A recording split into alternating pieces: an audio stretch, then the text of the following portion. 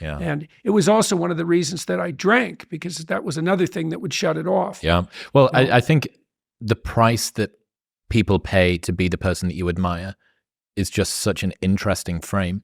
To look at someone like Elon Musk, my mind is a storm. I don't think most people would want to be me. The price that you would have to pay in order to be me is not one that you would. But you're one of the richest men on the planet, and you get to, dance on stage and release cars that are bulletproof and put rockets in space and stuff.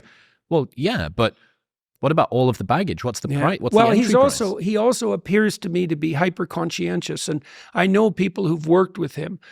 Like, Musk isn't just a creative genius. He's also an extremely conscientious engineer, and really conscientious engineers, they have very interesting minds. I like talking to engineers because my brother-in-law is a great engineer. And when he understands something, Jim, when he understands something, he understands how to build it out of atoms, right? Like, he understands it at every single level.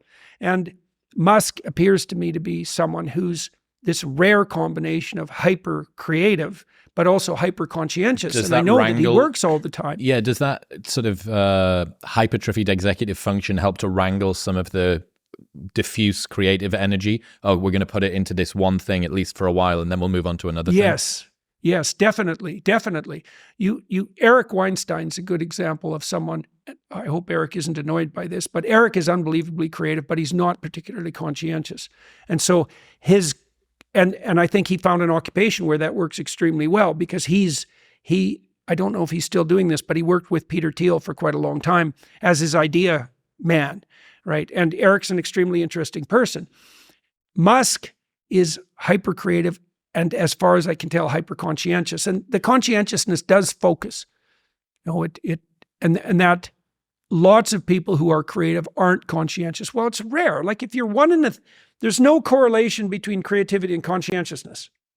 Okay, so if you're 1 in 1,000, if you're the most creative person in 1,000, and you're the most conscientious person in 1,000, you're one person in 1,000,000. And Musk is probably more like one person in 100 million, right? Something like that, maybe more, or maybe 1 billion, right? Maybe. Yeah, it's interesting to consider the changes that happen to people as well as their platforms, as the scrutiny around them continues to increase. Obviously, this has been a journey for you over the last, nearly approaching 10 years now. Was it 2006? Was that still C16? 2016. 2016, yeah, sorry. How have you found fame change you? What's been impacted or changed due to the scrutiny and the surveillance and the adoration and the criticism? Well, the first thing that changed, I think, was that I saw misery on a scale that I hadn't really seen it before. I had worked as a clinician for a long time, and I worked with, say, 20 people a week. And I was always in the realm of difficult existential problems, wrestling with my clients' problems alongside of them. And I liked that a lot. And then I had my research, and I had my family and various business interests. And so that misery in some ways was contained and boxed in. And I had a lot of structure around that to be able to function, despite the fact that, I was neck deep in 20 people's serious problems, which I really liked, by the way. When I started speaking on a larger scale and meeting more and more people, the scale of demoralization really hit me. I didn't know how deep the demoralization in our culture had become.